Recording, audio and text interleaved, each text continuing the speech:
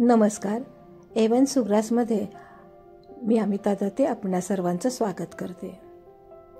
अशी छान सुंदर हिरवीगार भेंडी बघितली आणि एक रेसिपी करायचं ठरवलं आणि ती तुमच्याबरोबर शेअर करत आहे.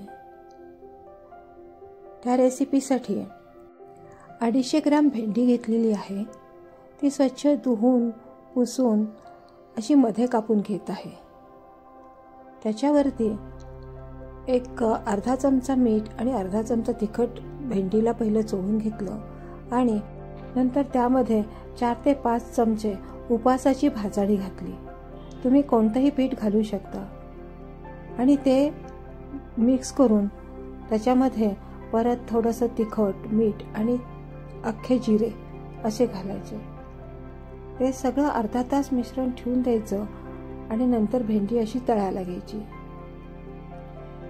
ही तळण्यासाठी तेल किंवा तूप तुम्ही काहीही वापरू शकता. मी तुपामध्ये तळत आहे म्हणजे भेंडी जरा वेळ जास्त कुरकुरीत राहते.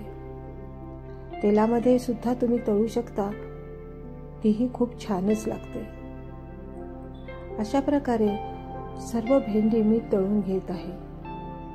तुम्ही मात्र अजून A1 सुग्रास रेसिपीला जर सबस्क्राईब केलं नसेल तर सबस्क्राईब करा आणि शेजारील बेल आयकॉनचं बटन मात्र दाबायला विसरू नका.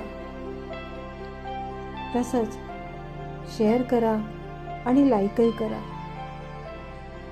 उपवासासाठी नेहमी काय करायचं हा प्रश्न पडलेला असतो आणि नवरात्राचे उपवास हे 9 दिवस असल्यामुळं दुपारी चहाच्या वेळेस सुद्धा हे तुम्ही करून खाल्लं तर खूप छान लागेल. ही भेंडी तुम्ही कुठल्याही चटणीबरोबर खाल्ली तरी चांगली लागेल. अशी छानशी आणि सोपी रेसिपी घेऊन पुन्हा भेटेन. तोपर्यंत तुम्ही मात्र मी केलेल्या रेसिपीजना लाईक आणि शेअर करून कॉमेंट्स पाठवायला मात्र विसरू नका. पुन्हा भेटूयात. बाय.